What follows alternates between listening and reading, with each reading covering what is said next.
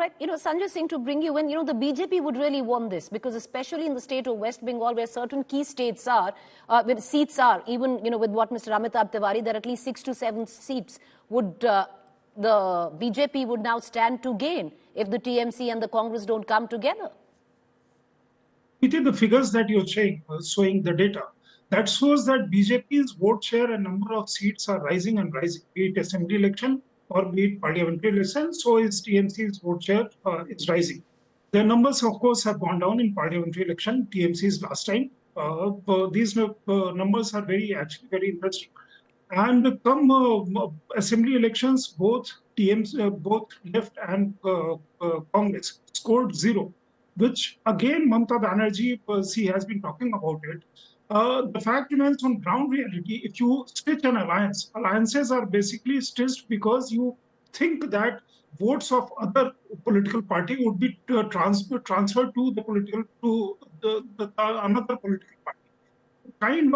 The kind of response, the kind of acquisitions and counter acquisitions or clarifications that we are seeing, ironically, in a situation when Rahul Gandhi is leading Bharat Joro Nyaya Yatra, first Milind Deora from within his party left. This is a very happy situation for the BJP. Though they cannot expect anything more than what is happening, and that must be making them smile and cheer all over than rank and file. More so, this comes a day after Rahul Gandhi says that he has best of relationship with Mamata Banerjee and everything will be sorted out, no matter who says on ground level who said what.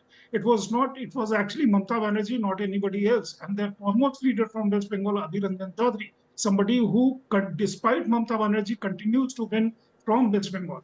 Another interesting situation was Aam Aadmi Party. Aam Aadmi Party and Rahul Gandhi's and Arvind Kejriwal never had a photo op before. Arvind Kejriwal insisted. He raised the matter in that particular last virtual meeting, and thereafter they had a meeting, and a photo op came between Rahul Gandhi and Arvind Kejriwal and Mallikarjun Kharge. It's happening, and after that, this is happening. The person who was interested to bring them together, particularly Mamata Banerjee and Arvind Kejriwal, was Nitish Kumar.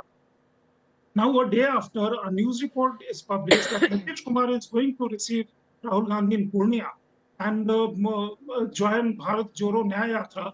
Next day, Nitish Kumar, your sister channel was saying Nitish Kumar will switch over to the BJP, to the NDA alliance, to Modi government.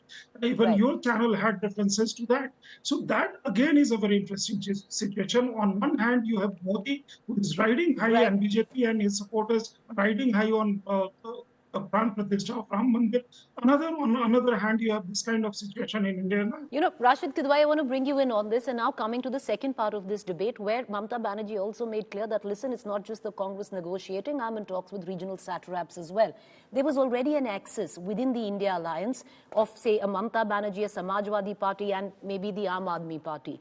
For example, today, it was already decided, while the committees of both Aam Aadmi Party and Congress, when they met, that Punjab would be a state where they will fight alone. The press conference of Bhagwant Mann was basically pressure tactics and optics to appear to stand with Mamata Banerjee, because this was a decision that was made.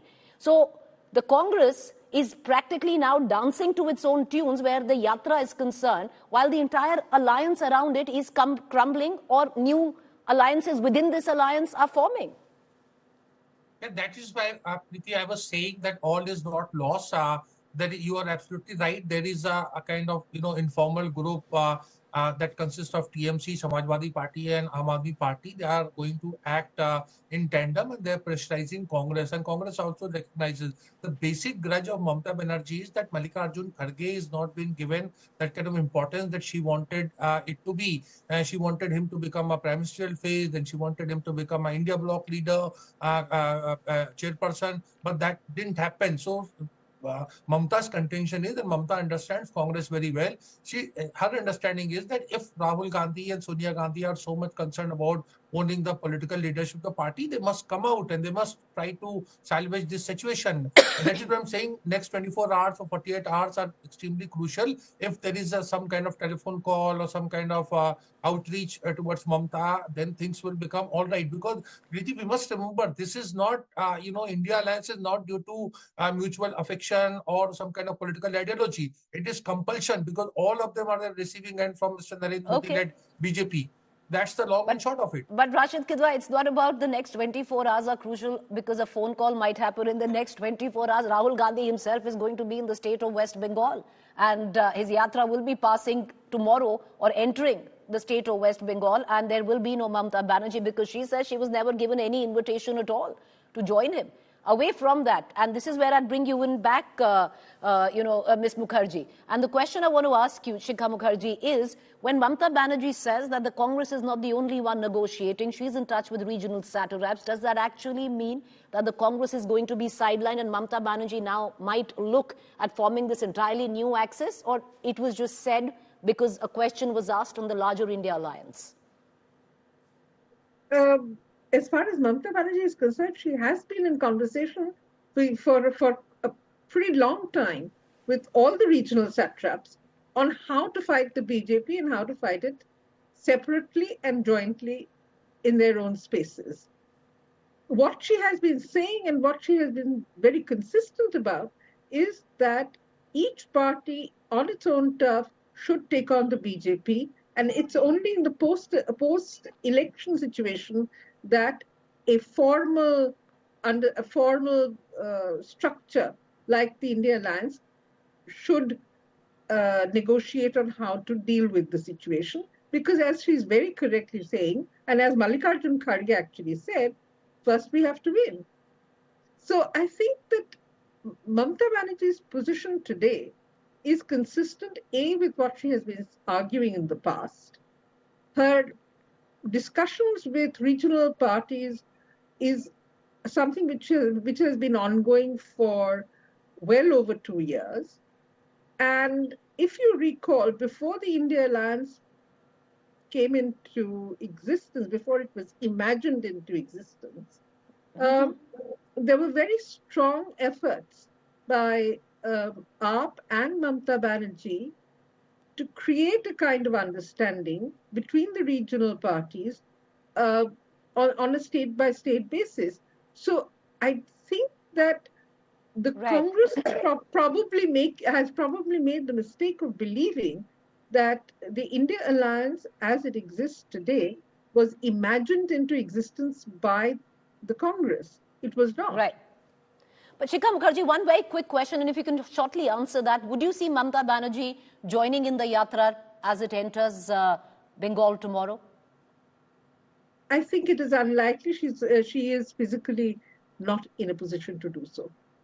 All right. Okay. Amitabh Tiwari, to bring you in, this will definitely have a spillover effect, because you've already had a Samajwadi Party or the JDU who, like the TMC, have not attended the last two meetings between the Congress and the committees on seat sharing is concerned. How do you see that play out now, possibly in the state of Uttar Pradesh, where the Congress wants about 20 seats and, the Samajwadi Party not looking at giving more than 8? Yeah, so the Congress wants 20 seats. However, if you go by the past data, it does not deserve more than 12 to 16 seats. So that is what they will have to likely settle for. The question again is that regional parties feel that Congress bargains for a higher number of seats, but is not able to deliver and has a poor strike rate.